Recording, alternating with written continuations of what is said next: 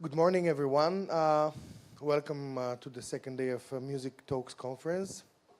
I'm so happy to have these brilliant gentlemen, professionals, on this very, very hot topic for us. I mean, it's a local hot topic. I believe that it's also hot topic in the other countries.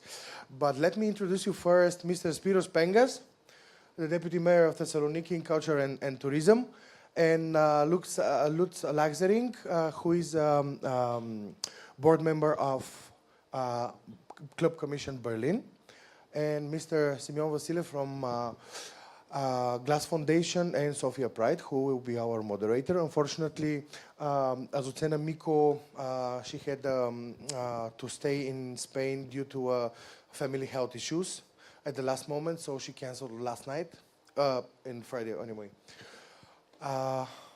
May I sit? Yeah. So I would like first to explain a few words about and to give some context to the audience, if you don't mind. I'll be very briefly. Here in Sofia, we have already big discussion about the noise pollution from the cultural events, open-air cultural events, nightlife, at bars, etc., etc. So my perspective is that I realized there is no proper dialogue between the whole stakeholders. I mean, local citizens, municipality and authorities, businesses, cultural sector, etc., etc. So there is some messages goes to the authorities and they're saying, okay, so this neighborhood, like this neighborhood where we are now, the local citizens are pissed off of the open air festivals around. And they're saying, no, we don't want any kind of noise pollution here we don't want music, etc., etc. And the authority says, okay, we're trying to make a solution to move all these cultural events out of city center. For me, this is very dangerous for the face and the vibe and the image of the city to move out everything from the city center and to put it somewhere else, because it's a European capital, it's not a village. So we have a lot of tourists, a lot of guests, etc., etc., and a lot of people who want to have a proper cultural life, which are excluded in this dialogue. So this is just the context, and I'm giving you the opportunity to discuss that and to see what is your experience on that. Thank you. Thank you, Peter. And I think it's very timely to have this this panel. I also, preparing for today, I was thinking about my experience with the topic. And in Bulgaria, there are the so-called quiet hours between 2 and 4 p.m. It's like a siesta time, but we're not Spanish. But these quiet hours are pretty much observed in the country. And a couple of years ago, when we were having Sofia Pride, it's preceded by a big concert. And the program of the concert was so packed that we had to start half an hour earlier in order to make it happen. And just after 2 songs, the police came and said, you're not observing the quiet hours, you need to stop right now. And we were like, then the whole event got delayed a little bit. But this is just an experience that this is an ongoing question in all around the world, especially in Europe. And I'm super glad to have you here today to speak, to discuss that and to, I don't know, offer solutions, but also help the industry, but also acknowledge the fact that we are on the side of the events and organizers and cultural activities, but then there are people who really want to live a quiet life and enjoy their life. So we need to find this balance between the two. And I'll be very glad to kick off the discussion with my guests today.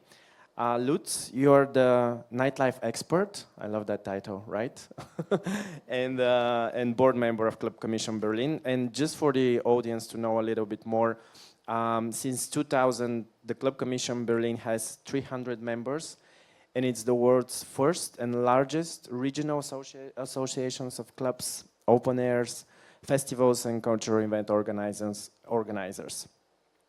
Berlin, of course, we all know, has the reputation of having one of the most vibrant, multifaceted music scenes in the world. And the economic impact of the music scene has helped shape Berlin as a development, as a whole. ClubCommission is laying the ground for the preservation, development, and future of the Berlin club scene, and to ensure that the interests of the club culture are taken into account by politicians, administrations, and industry. Now, I think this mix here is very important. This is something that I would love to hear your thoughts and all the process of ClubCommission, how it started. But what strategies has the city of Berlin implemented to balance the needs of the nightlife venues with those of the local residents? Lutz. So thanks for having me. First of all, I think it's the first question that we have to ask ourselves: in what kind of cities do we want to live? And what Peter already said in his first words showed me that there are obviously also people who have different opinions of how they see a city to thrive, a vibrancy in a city, But if the vision of the city is that we want to have the heartbeat of culture, the heartbeat of music, of art, where we meet, where we come together as humans, if this is the city center, then we have to make sure that also people who want to sleep at night can sleep at night. So I think it's, first of all, you have to have the right vision and agreement among your citizens and among the society. And then in next steps, you can talk about, okay, how can we make it happen that there's a coexistence? And in Berlin, we are a city of a lot of villages because we have different districts and every district has a lot of power. So when the ClubCommission works with the districts, but also with the Senate, which is responsible for the whole city, we at once want to create awareness about how important this scene is to attract tourists, but also to have a social local life. Because in a world where we all being polarized, we also need places where we come together and to learn to know each other. And I think we balance it pretty well because the city of Berlin also provides money to do soundproofing.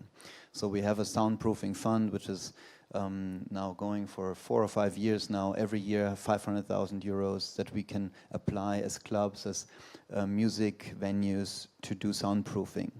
To make sure. Could you explain us what soundproofing is, just for the audience to know? So soundproofing is basically to make sure that the noise, the sound stays in the building. Which is technically possible, it's just very expensive. And if the venue has to do that, the venue is probably not able to fund it without changing the concept.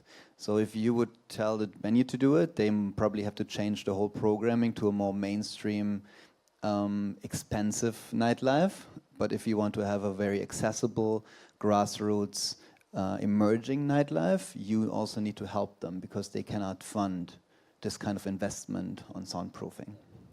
So there's still the issue of outdoor, because you have issues with people coming and going and being maybe loud, being social outside. So there needs to be measures to make sure that people behave and be respectful towards neighbors. And I think one of the solutions that is very applicable is to make sure that the programming attracts different audiences. If you have only early 20-year, young 20-year-olds, you have a certain noise that comes from that group. If you mix it with families, with elderly people, if you have a mix of music genres, maybe also offer like flea markets, food markets, mix of music, you can kind of balance the noise, but it's curation. So if you're not curating your nightlife, you will have only drinking nightlife or very loud, accessible nightlife. Would you tell us what is the role of the municipality in that process of curating the nightlife? Is it just to the promoters, the club venues, or as you said, the municipality is supporting with the soundproofing, but I know the Berlin municipality has been supporting in many other ways. So what is the role there? How do you and the Club Commission cooperate with the municipality in this curation process? So you have to know that nightlife, or if you want to talk about or want to work with nightlife or nighttime economy, you need to collaborate. There is not the politicians that will change everything. So you have to have different levels of responsibility, and we just developed, so I also have a consultancy agency, and we just developed for the city of Berlin a nighttime strategy, and we interviewed 25 people. Tourism, police, business development, health and safety, public transportation. There's so many stakeholders that deal with the night that you cannot say the politics have to do something. It's really a common approach where everybody has to work together. So, what we do is we first have to have the city on our side to say yes, we want to create this vision, and we also want to invest and support that this vision can be aligned with neighbors that also want to sleep at night. So, and then you have everybody else, all the agencies in the city have to then come up with good ideas, come up with their responsibility. And maybe, I don't want to talk the whole time, but I can give you also maybe later on a couple of good ideas from all over the world where cities battle this topic and come up with good ideas. And I think you don't have to reinvent the wheel, you just have to see what other cities are doing and then adapt it for the needs of Sofia. Yes, let's get back to the great ideas, but talking about politicians, I would like to pass the ball to Spiros Pengas, who is the former deputy mayor of culture and tourism in Thessaloniki. Spiros, let me just read your bio, because I think the people should be aware that you served as a deputy mayor from 2011 to 2019. And during this term, he managed to reverse, and I actually have seen that with my eyes, reverse Thessaloniki's cultural profile from an introvert, ethnocentric into a cosmopolitan, multicultural, and open to the world hub. You recently even hosted the Europride event in Thessaloniki. Spiros also co-organized international events such as the 50th Biennale of Young Artists, the World Music Expo. He initiated various innovative programs such as Sleepover, Kids in the Museum, free city tours for citizens, Teenage Angst, Support Your Local Heroes Festival, Thessaloniki Food Festival, and so many others. And in 2019, he started the WISE-RAM, a company which promotes tourism and hospitality growth.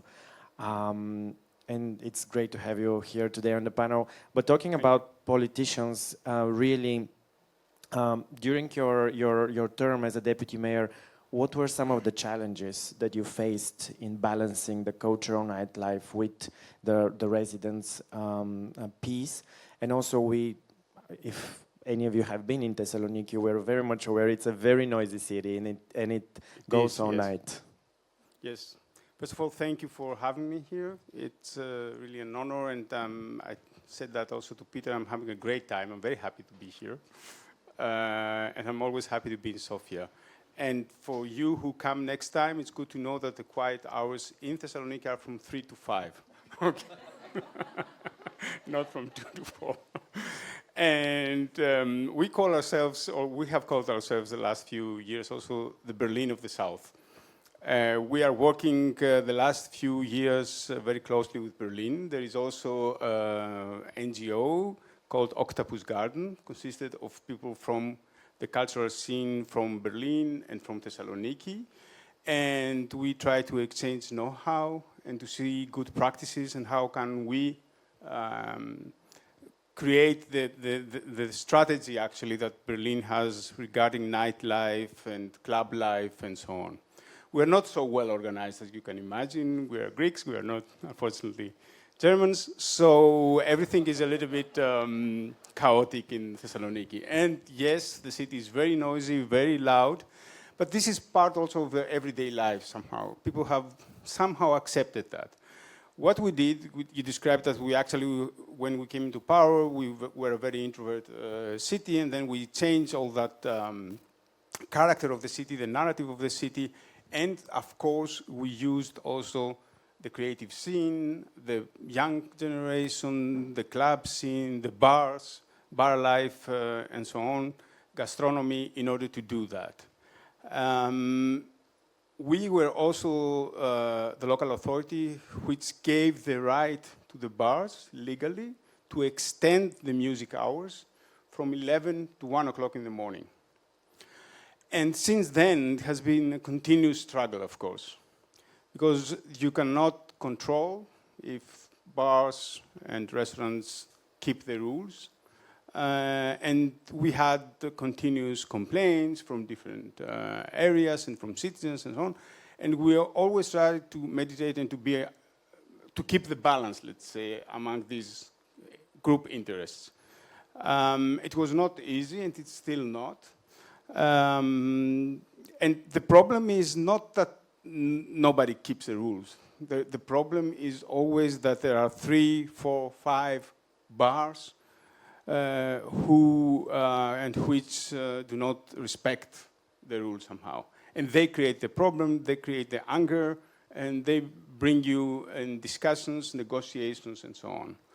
If you check the news, even last week, during also the Europride, there were 21 arrests from police of TJs and bar owners because of noise. And then there was a press release from the TJ saying, what the hell? I mean, we are employees, so go after the shop owners and the bar owners and not us.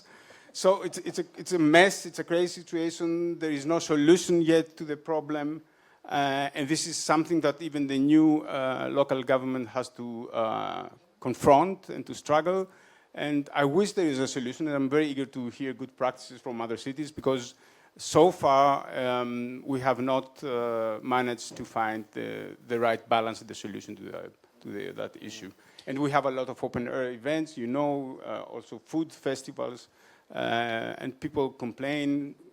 We have tried to keep them quiet after 11 o'clock, but it's not so much the music and the sound, it's also the people, the chatting, the people who are around, they come and go, they drink, and so on. This is also a problem, and this is really very difficult to solve. Yeah. Do you think that these drastic measures of arresting the DJs would actually work? Because at the end of the time, you just... This is totally stupid. Yes, you just stop the... Doesn't make any sense.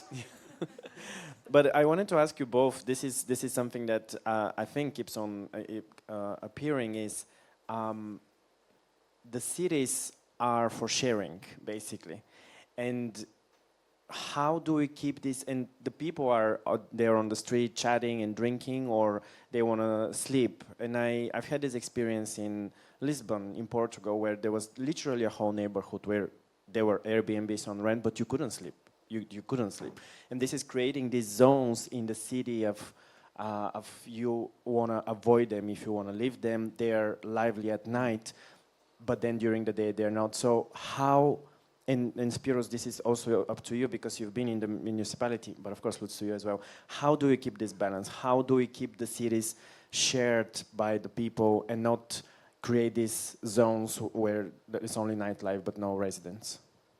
So first of all, I think we have to change the narrative, because it's not like the neighbors want to sleep and the party people want to party. There are also neighbors who moved there because it is a lively neighborhood. So we also shouldn't forget this. There are neighbors who complain, and we have to work on this. But it's also not like that everybody that lives there is complaining and everybody else is partying, you know. So there's also there's one society, and we have to deal with it together.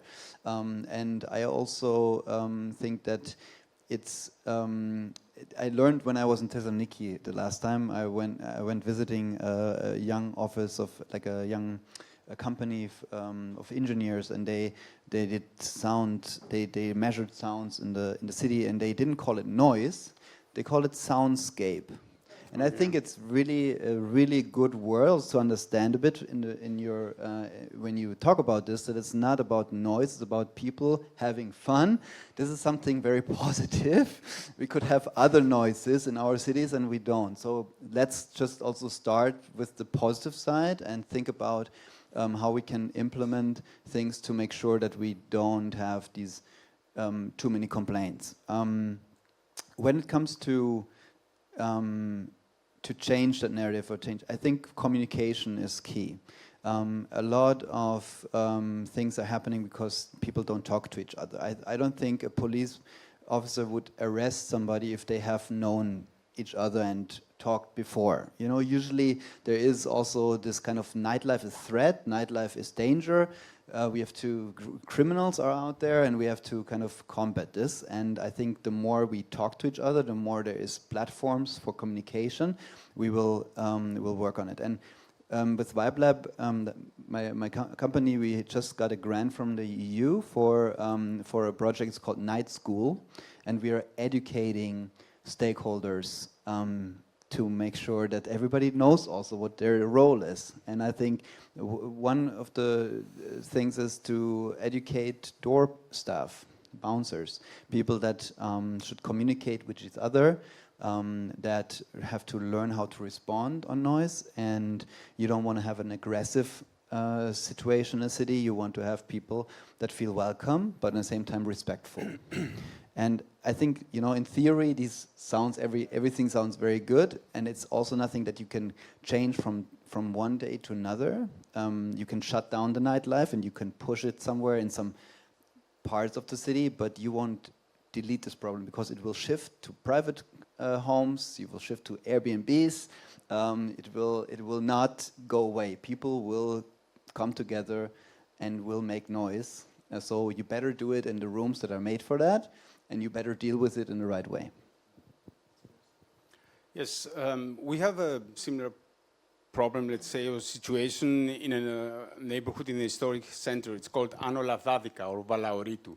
This is also a very lively neighborhood. It was a commercial center, then it was a decadent period, and then the bars and the clubs came in, and they really revived somehow the whole neighborhood. And I remember there was one loft and one lady with her family was living there, and she was responsible for the cultural festival of Thessaloniki, Dimitria. And she was madly complaining about the noise and she cannot sleep and so on. And again, we didn't have any realistic suggestions to her. Because she was attracted by the neighborhood, she moved there due to the character of the neighborhood, and then she was complaining about this lively life and noisy life in the neighborhood. So it's very difficult actually to find the balance, and you don't want to exclude people or shops from certain neighborhoods. This will kill the neighborhood, then you will have half-life in these areas and in these zones, and this is something that you don't want if you are if you are part of the local government, member of the local government. And I remember this project, the soundscapes from this office, which was very, very interesting in order to show to the public that this is part of the city life somehow. And it cannot be excluded. And I'm now thinking of a very smart idea, because you said that talk to each other, and in a city, the police guys, they know the bar owners know the municipal police people and so on. Of course they talk to each other and they know each other. And they know who is legal, who is illegal, who is doing what, and so on. And the bar owners have found a very smart solution in Greece. They pay a salary to a guy who is called the arrest guy or the pickup guy. And when the police comes and the owner is there, the police asks who is responsible for the shop. He says, he is. And he's the guy who goes to jail for a night or 2 nights. And this is a job, actually, for many bars in Thessaloniki. Yeah. Because everybody knows what's going on. Yes, and exactly. there is... This would not happen in Germany. But I know. I think a good example how a city dealt with this is Amsterdam. Amsterdam had the former mayor, he unfortunately died, Eberhard von der Laan. He was somebody who is very hands-on, and in Amsterdam there's also not a club commission but a night mayor, and the combination of this mayor that is really like hands-on and a very let's say self-organized scene. You know, you have to have a community that is organizing and represented. That was a good combination. What they did, they have a big square which is called the Rembrandtsplein, which is the nightlife district, and they introduced a couple of years ago so-called square hosts. The square hosts are people, young people that are educated, trained, that are not look like police, but they are visible because they have a certain T-shirt or a certain coat on, and they're like 10, 15 people every weekend night on the square, talking to people, being friendly, but also telling them maybe not to ride a bike here through like a lot of people, or being quiet, or even giving them tips where to go. But you have actually people who are kind of walking around, talking to people. And Eberhard von der Laan, the mayor, he said, this is very expensive to have so many like volunteers on the street every weekend. I want you, the bar owners, the restaurant owners, on the square to pay half of it, and the city pays the other half. So suddenly you have a shared responsibility, because suddenly the bars, they all had to pay, because if somebody didn't pay, the whole program would not work. So I think that kind of relationship between we take you serious, we see your business, but we also want to make sure that you also see the consequences that come out of this kind of entertainment. And I think that is a solution that is not cheap. It is expensive, but it's something that you can propose, you know. And I think there are different steps you have to take. The first step is to create a vision. Then you have to create a strategy how to make sure that there's a mixed audience attracted. I think what you said is very important, not to push somebody out, rather encourage them, incentivize them to change also program. If somebody is only doing this kind of one audience, doing one certain thing, maybe not coming with performing art, visual art, markets, families during the day. So they have to understand it's not about like maximizing profits. It also is about bringing something to this area that attracts different audiences. And then you can do soundproofing. And if after these measures you still have issues with certain bar owners or people that misbehave, you can send the police, you know, but that's the last step. Yes. And most of the cities don't start there. They just send the police every night, and of course this creates a mess. It definitely does. If you allow me to comment, yes, absolutely. It's very interesting to hear other good practices from other cities. There was also a broader cooperation, I think you know about that, called Greek-German cooperation, Deutsch-Griechische Versammlung, where there was an exchange of practices between Greek cities and German cities and Greek cities, actually. And the problem, the issue we had was that the legal framework is totally different. And in Greece is not flexible. As my mayor used to say, we are the last Soviet state. So everything derives from the state. The cities do not have the authority. It's not a federal state like Germany, for example. And it is very difficult to have your own rules, your own laws somehow, and to apply them in your city. You are always dependent upon the decisions of the state. And this is a huge problem, actually. So it could be never to realize and to do this cost sharing between city and bar owners in Greece, in Thessaloniki. You just can't do it. This is the problem. Another issue is that the bar owners and the club owners in Thessaloniki, they are not very well organized. They don't show up as one voice. They don't come together. And now, the last few years, there is a very organized NGO again coming from the civic society in Thessaloniki. They call themselves the Friends of the Historical Center. They started with 5-6 people. Now they are over 10,000 people. not just in Facebook, but they pay 20 euros every year, and they are members of this NGO. And they really bombard the municipality with requests, with issues, not only regarding noise and bars and so on, but about everything. And they are now sitting next to the city authorities, and they somehow manage to bring through their issues. But there is a lack, there is no balance, there is a lack from the other side, from the bar owners and the club owners. There is no club commission, and that was the idea of bringing your experience to Thessaloniki, but still today we don't have that counterbalance, let's say, and this is a problem.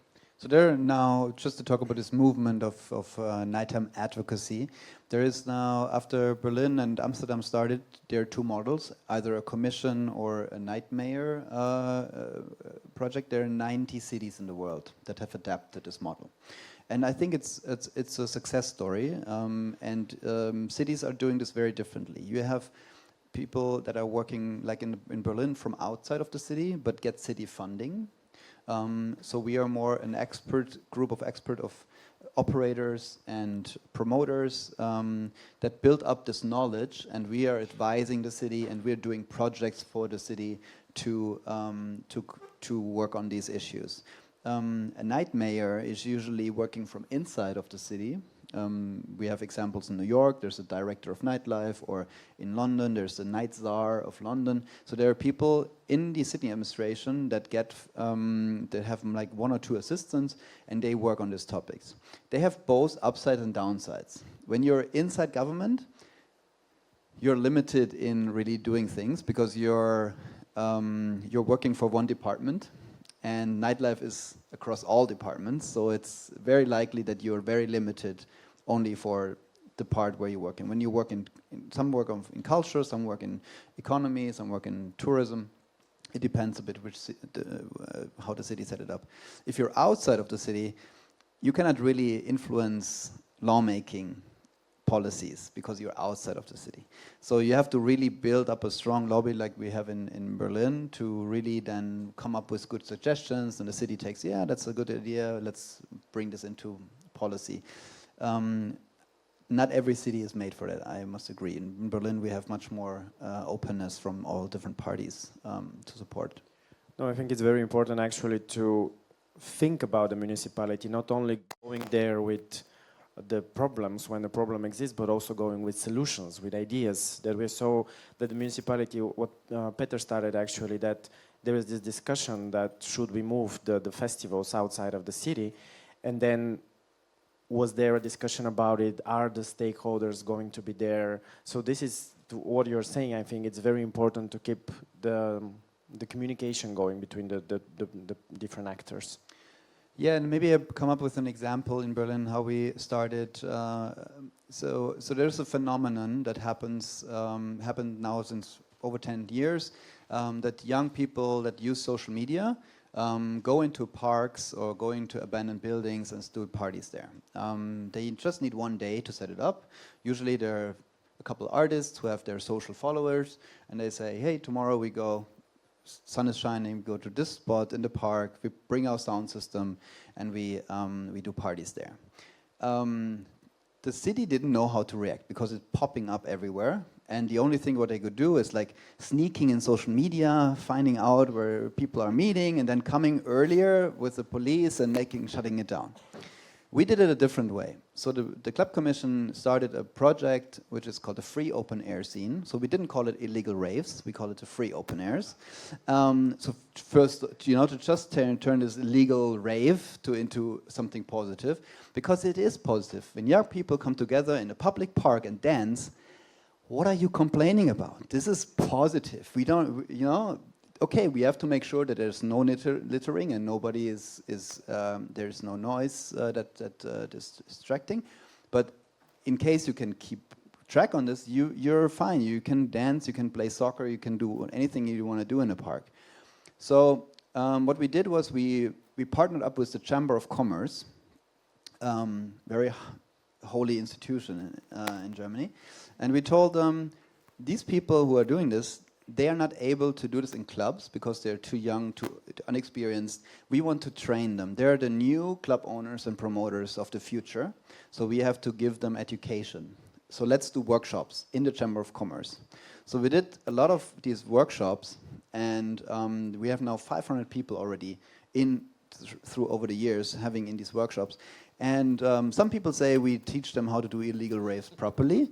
Some other people say, since then, we have less problems because they just take better care of noise, of littering, where to do parties, where not to do parties, you know, not in these places where you always have trouble.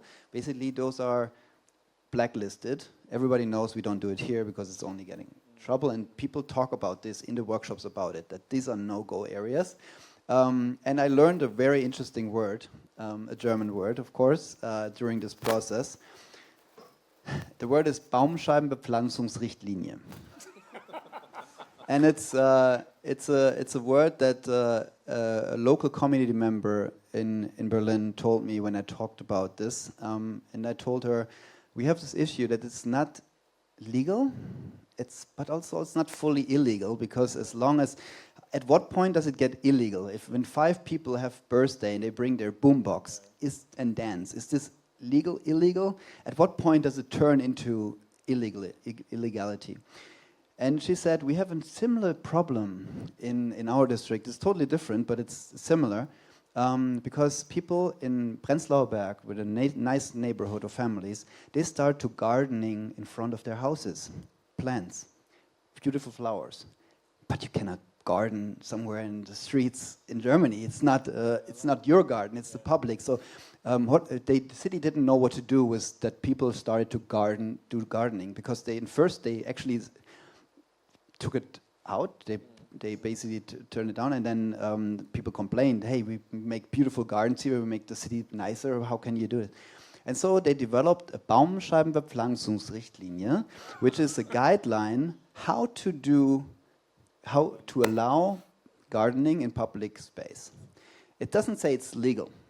It just says there is a possibility that you're not getting it shut down. And I think we need a Baumscheibenbepflanzungsrichtlinie for free open airs, because it's also like little flowers all over the city. We have to just to make sure that nobody is complaining. And I think it is more effort. It is harder than just sending the police, but there are solutions. And if they find solutions for gardening in public space, we are also going to find it for dancing in public space. This is a big issue. Who has the say in the city, actually? Police or the local authority? And in Thessaloniki, it's always police. I mean, if you don't have the okay from the police, you are not allowed to do anything. And I can refer to an example when we initiated Europride in 2012. How the parade would move was also a discussion with the police. And I remember, okay, we defined the route, and we said we'll do that, and then come back, and then the Archbishop came to the mayor. And he complained, and he said, why you need that, and please don't do that. And the mayor said, I will do that. Okay, he said, okay, let's have a compromise. At least, please don't come and cross and come in front of the cathedral. So we had to, and the mayor said, okay, I will do that for you. I will change the route. And changing the route was another 2-3 days discussion with the police. But this is crazy. This is you know, it discourages you to do things somehow.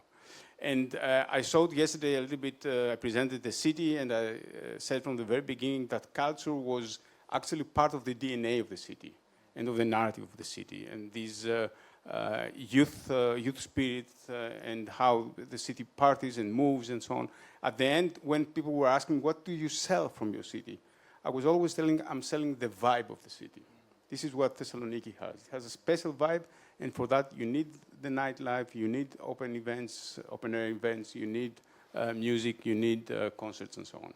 You're leading me actually to my question, because we are in Sofia, and from all your vast experience, what do you think that Sofia can implement rather quickly in an year or 2 years term, so that the nightlife scene, the sound issue doesn't turn into a big issue, but actually I'm taking that, Lutz, from your changing the narrative, that this is nice for the city. So how do we turn it? How do we practically change that for Sofia? or Spiros maybe. First of all, you have to solve your political problems and create a stable government and a stable authority. This is very That's important. unsolvable. And the second, my opinion, what helped us at least, was the engagements of foreigners. So you have to do more aggressive city marketing abroad. If people start coming for the concerts, for the events, for the nightlife, for the good food, for gastronomy, this will increase the pressure on the authorities to adapt, let's say, to this situation and to encourage even more nightlife, bar life, and so on. I think this is important, to bring another stakeholder into the discussion. And arrest the DJs. Yeah, my answer is a bit less sexy. I think so when we consult cities, we usually say there needs to be 6 steps. And the first step is don't reinvent the wheel. There are good practices out there. Learn from other cities what they're doing, and get inspired. The second is you have to have data.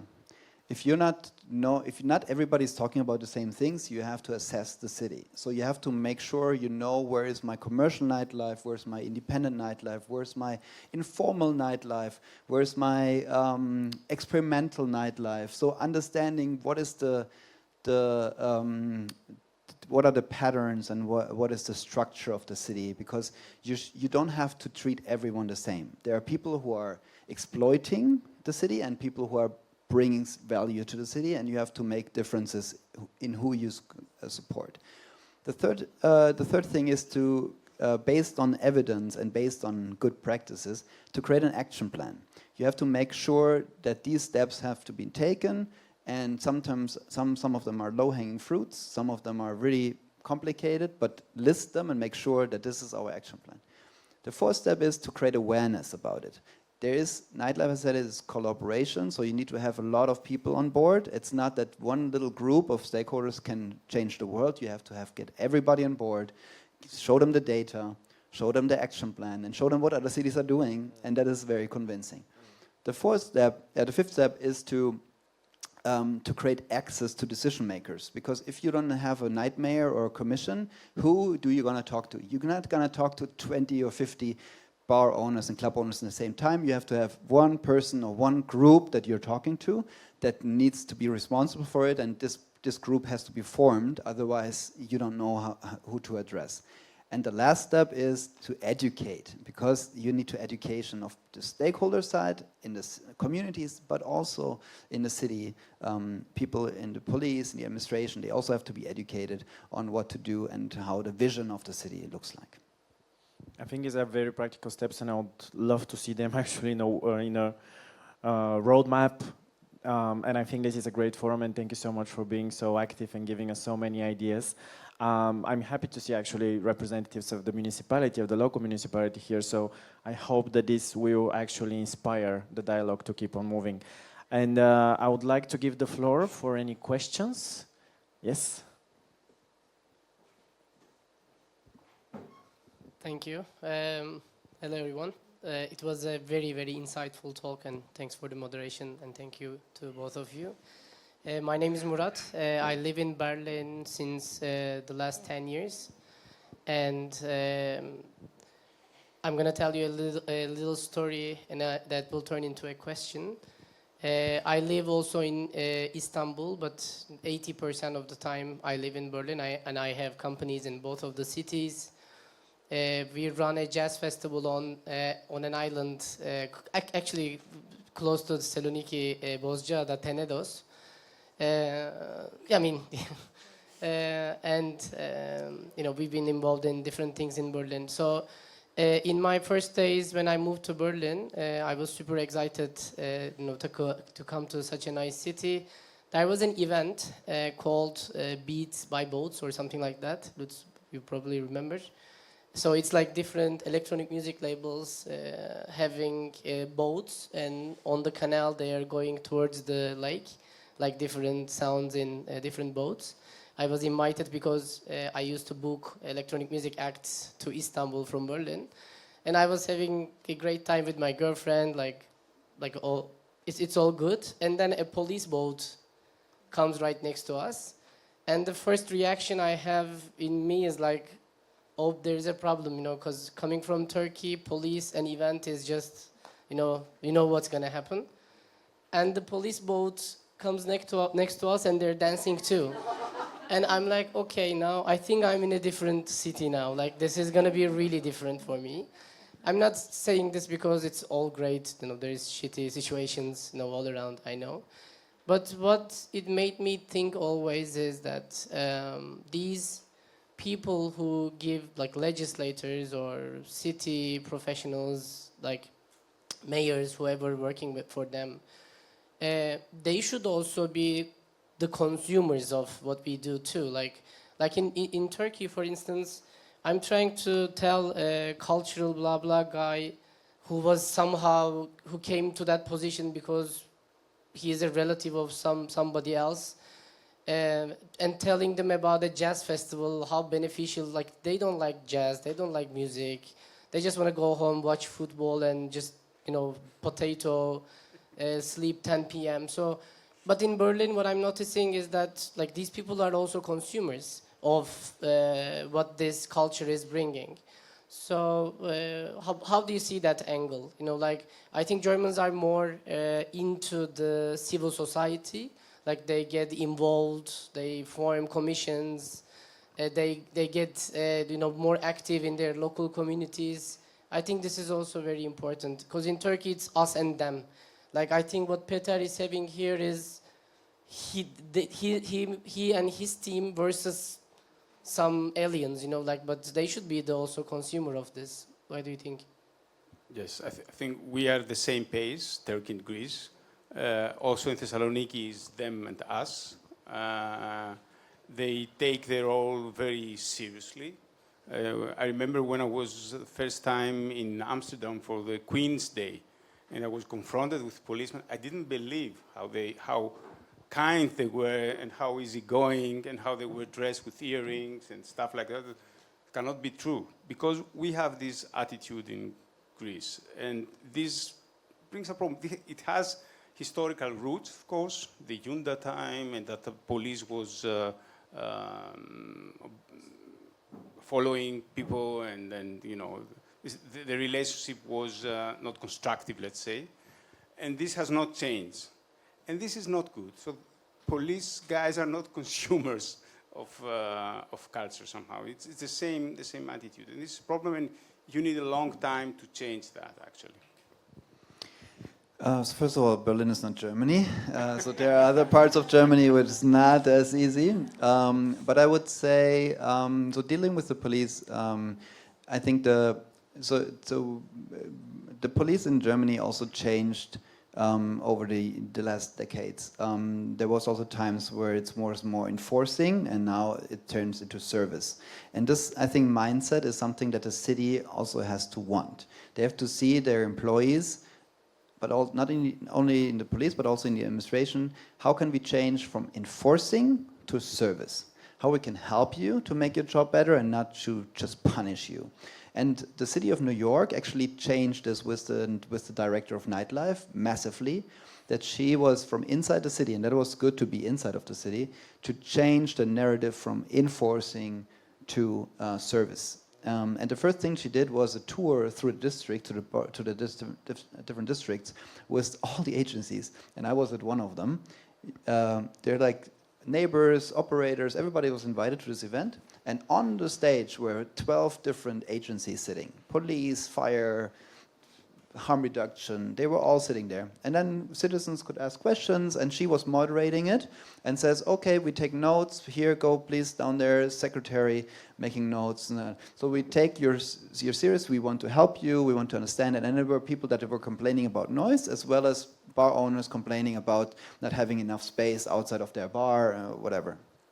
And one thing I learned when I talked to Berlin police is they are also all about numbers. So if you help them to reduce their numbers of complaints, they're happy, because they also don't want to chase parties. They want to chase robbers and thieves and whatever, but not shutting. It's not their most favorite thing to do. So if you can help them and say, now it's like in the summer month, some district of Berlin have like 30 to 40% of the police actions is about parties that are happening illegally. So how can we reduce that number so the police can do something different that is maybe more, makes more sense? I actually have to share also positive feedback from organizing Pride in the country for the last 8 years. The police, especially in the last 2 years, has been there to support, to help with suggestions, not just to guard the event, but really to help it go smoothly. So this is definitely a thing that... Where you got the Euro Pride this last weekend in Thessaloniki? Yes, I was. Did you see the police force? Just Did a you few notice? of them, actually, to be honest. Okay, because there weren't that many, I They think. were going parallel to the parade, and there were like hundreds. Same in Bulgaria. This is due to the nature of the thing. But, yeah, but I have to say that there, yes, but it's not Berlin at the end of the day. Any other questions? Of course. I think that the mayor of New York, Adams, comes from police, the new mayor. He was ex-policeman. But it was even before. Hello, I'm Biljana Genova, and I'm head of cultural department in the municipality of Sofia. And it's a pleasure for me to be here and to listen to you, because it's always a pleasure for me to meet colleagues from European cities and to understand that they have the same problems, and to share our bad experience sometimes. It always makes me calmer. And my question is about the open air events, because yes, it's very useful to talk about also the venues and the bars and the nightlife. But in Sofia, as Peter said, the problem from the last years is coming from the events that we support and organize in the parks. Because the conception of the park is the issue. The park is a place to sit, to read a book, to go with the children and to be calm, to rest, or it is a place for enjoy the life and listen concert. Is there some decisions that you can suggest about the regulation or about something, because it is different if an event is 1 or 2 days, or as in Sofia we have festivals which last year were 3 months or 1 month this year, and this creates problems between the different people. Yes, yeah. Thank you. Thank you. Why do you have parks? Build them. We don't have parks. Thessaloniki. Problem solved. It's amazing. We are the city with the lowest percentage of greenery per citizen, 2.7 or something, which is embarrassing. But you have access to water. Yeah, Don't okay. complain. Okay. But still, you cannot swim in front of the city. It's crazy also. So you have to drive at least 45 minutes to get into the water. So we don't have that problem because we don't have parks. We used to invite, in order to show our support and encouragement, we used to invite events to happen around the city hall. There is a new city hall since 2010 in Thessaloniki, and there is a free space in the area and so on. And we used to invite them just to show that we are pro-events, pro-concert and stuff like that. And we were just receiving, 200 euros as a rent or nothing sometimes as organizing the event. And then the opposition was complaining, what the hell, you don't receive money, why you do that? And when they became power, the new mayor, Zervas, He stopped that. He increased the rent. He said, I will charge you like 2,000 euros or something. And then the city hall area was dead. Nothing was happening. That was the result of that. And they had to move in other private spaces, like the fairground, which is nearby. It's also at the city center. And they pay rent there, and they organize it there. And in general, the existence of public space is an issue. Yesterday, we discussed a little bit about these regeneration schemes and the privatization processes that are taking place. I mentioned the huge concert of 1997 of U2 the port. Now the port is private. They don't want to give that space for events and concerts. There are also local organizers that are desperate and they don't know where to do their events. So this is a big issue, but we don't have the problem because we don't have public space and greenery in the city. Berlin? I think I would make a difference between commercial operators and non-commercial operators. So if you talk about big festivals that have ticketing and they have to kind of deliver a professional infrastructure, I think they have to make sure that they follow rules and that they have enough toilets, enough everything to make sure the neighbors are being protected, etc. And I think the city has to make a decision if we want to accept in certain times of the year a bit more noise, and we explain it to our citizens that this is accepted because we want also that in our public parks are big concerts. So that's the big commercial operators. For the non-commercial operators, I would start with pilot programs. And a pilot program can be to find, to assess first which areas are the least where you get the least complaints. And you can actually ask people that are organizing these kind of raves. They know exactly where they get more or less complaints. And start to do pilots there. Pilot means that you officially say in the summer of 2025 we want to organize these little pop-up events. We want, and you give kind of a frame. You say not more than 150 or 200 people. You have to bring your sound system. You have to make sure all the litter is being picked up. Maybe toilets is like a mobile toilet, whatever. But you kind of make very simple rules that everybody can do without having so much money. And you will test. You will make sure that after this test, this pilot, you will see maybe you have a university that is accompanying them and making surveys and understanding what is happening there. But this is like a format that I think is very helpful because people from the scene see themselves being seen respected and taken serious. But at the same time, you also not have to change the law from now to ever. You test things. And one thing that I would also do is to say before you do these events, I want you to do an education program, which is not that we teach you what to do. We want to learn that you learn from each other.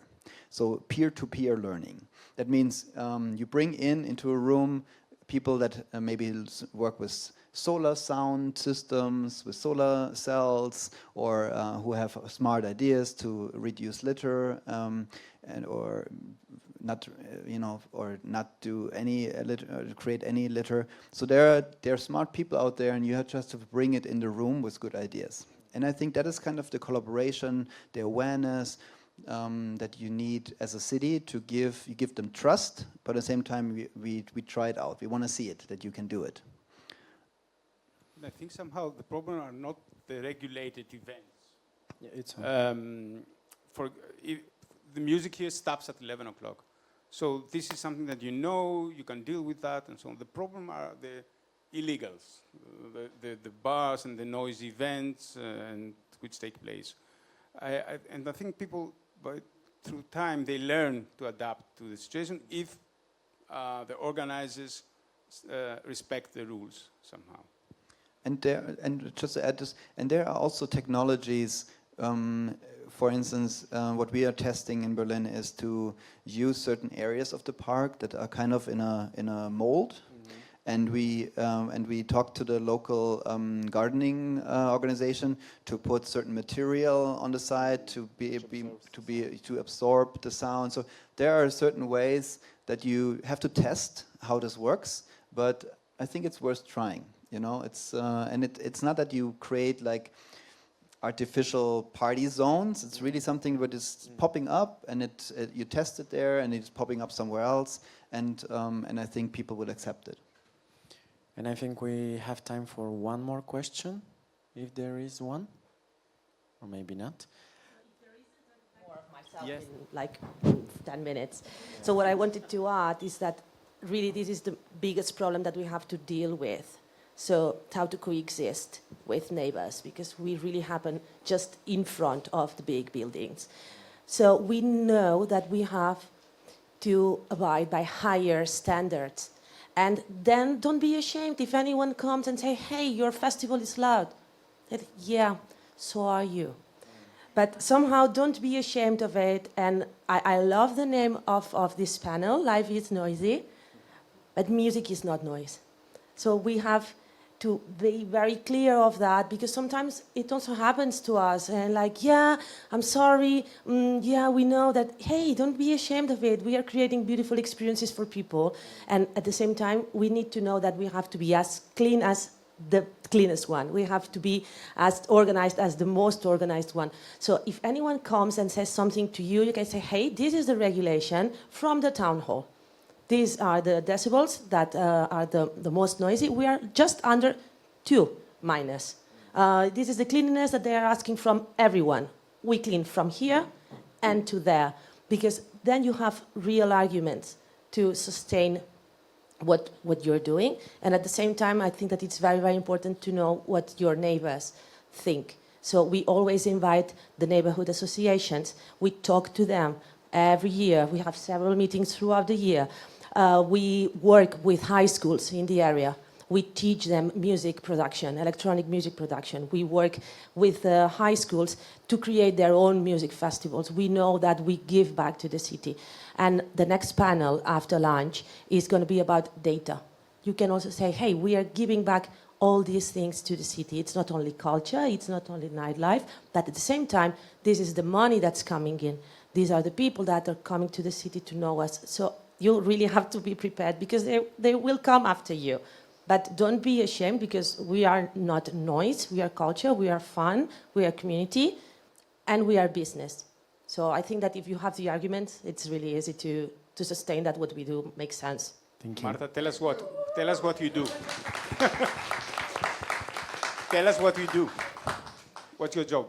Oh, yeah, well, if anyone is here, like in 5 minutes, I will be talking for 1 hour, so maybe I shouldn't have said anything, because you will see enough of me. Okay, so But yeah, I'm the head of press and institutional relations for Primavera Sound, and I'm a board member of Europe, the European Festival Association, so you can see that this is something that I take very seriously, basically because it pays for my rent. So, yeah, thank you. And there is a lot to learn from Barcelona as an example of the music industry development. So we will be very happy to hear more about it. Gentlemen, thank you very much. I have to excuse that we have been 3 white men discussing this issue without a woman in this panel. Please forgive us for the lack of diversity. But There's always an open seat. There was an open seat. There will be a single lady just for an Yes. hour, so that compensates. Women empowerment comes next. Thank you very much, and good Thank you. best of luck with your jobs. Thank you very much.